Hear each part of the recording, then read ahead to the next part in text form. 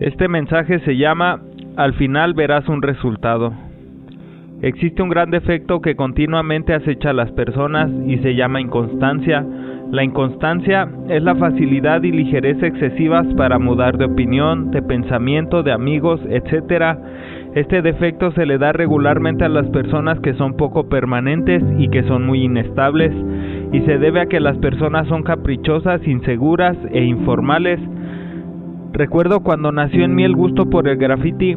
Al principio veía letras en las paredes, pero pocas veces les presté atención. Después, en una exposición de graffiti en el jardín central, mi vida cambió por completo. Antes, en el jardín, frecuentemente se hacían eventos de graffiti, colocaban varias mamparas para pintarlas y había rap, breakdance, graffiti y skate. Recuerdo que yo solo iba pasando por ahí con mi mamá y mi hermana, pero ver todo el movimiento urbano y el ambiente que se vivía me cautivó por completo. Comencé a decirle a mi mamá: mira mamá, vamos a ver. Yo tenía 8 años y mi mamá me dijo: pues vamos. Comenzamos a recorrer las mamparas y entre más veía, más y más emocionado me sentía. Tuvimos que irnos pronto, pero desde ese día ya no volví a ser el mismo. Llegué a mi casa e inmediatamente a agarrar una libreta, un lápiz y a intentar hacer lo que había visto. Ya antes había tenido patinetas, pero esta vez era completamente diferente, pues ahora sentía pasión al salir a patinar. Cambié mi forma de vestir, comencé a escuchar música rap. En esos tiempos no había YouTube y por consecuencia muy poco material para aprender a hacer lo que había visto. Aún así, mi pasión era tanta que en algunas ocasiones había visto pasar grupos de skates en sus patinetas y a veces se reunían en la clínica del ISSSTE a patinar. Recuerdo cómo me iba casi todo el día con mi patineta y al ISSSTE, esperando con tanta ilusión que llegaran a patinar aquellos en los que me inspiré. Muchas veces llegaron y ellos se sentaban como haciendo un pasillo y ponían 2 o 3 patinetas en medio y las brincaban y hacían trucos. Yo no tenía aún confianza, siempre fui tímido, pero los observaba con tanta atención, con tanta admiración y emoción, que en el momento en el que se iban, comenzaba a intentar hacer todo lo que había visto.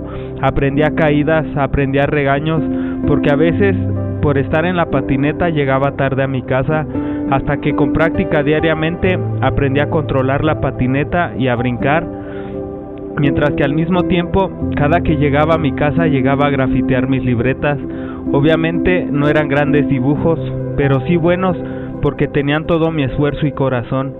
Pues recuerdo que teníamos unos Walkman que eran como los Discman, pero tocaban cassettes y me los ponía con música de Eminem o Gorillaz y pasaba horas dibujando. Fue tanta mi necesidad de mejorar que le pedí a mis padres un curso para aprender a dibujar.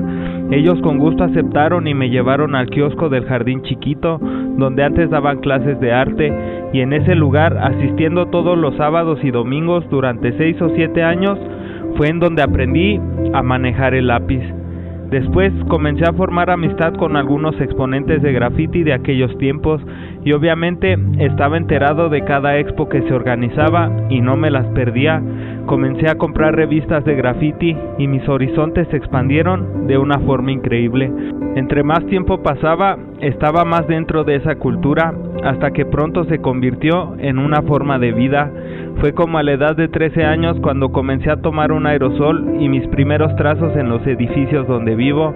Conforme pasó más tiempo, conocí más personas.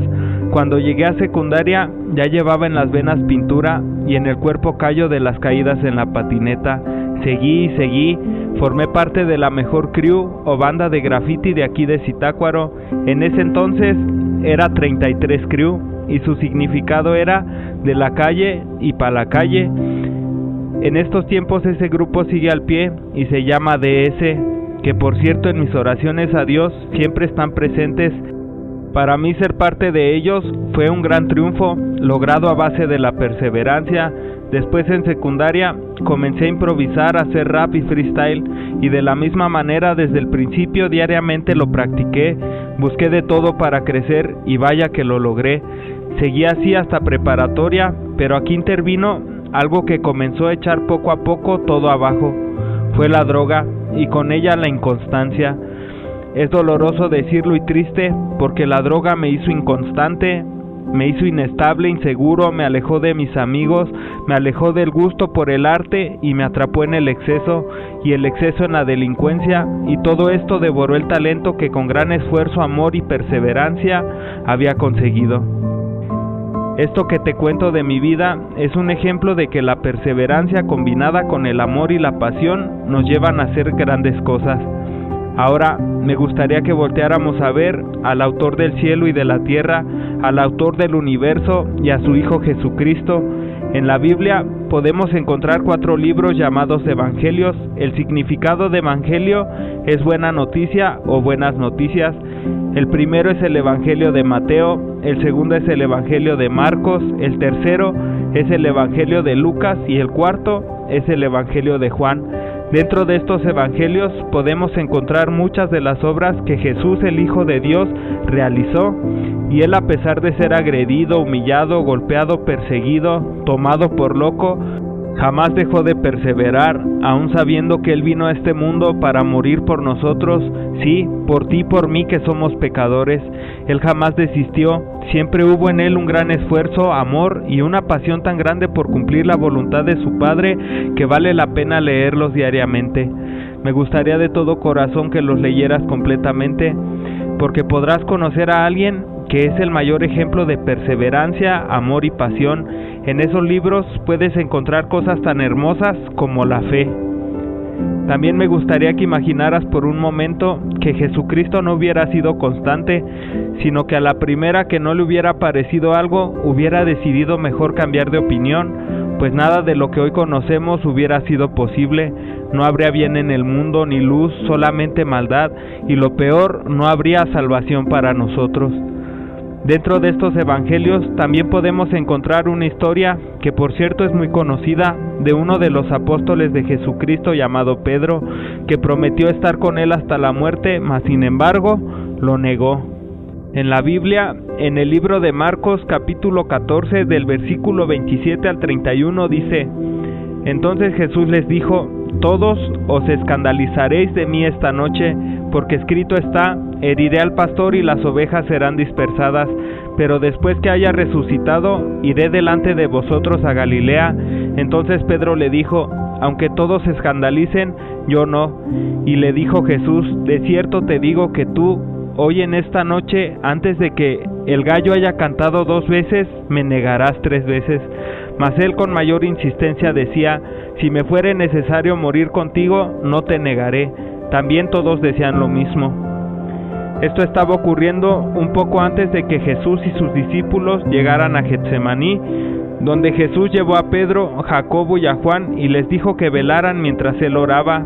Después, en 2 ocasiones regresa a ellos y los encuentra dormidos y les dice, en Marcos capítulo 14 versículo 38, velad y orad para que no entréis en tentación. El espíritu a la verdad está dispuesto, pero la carne es débil.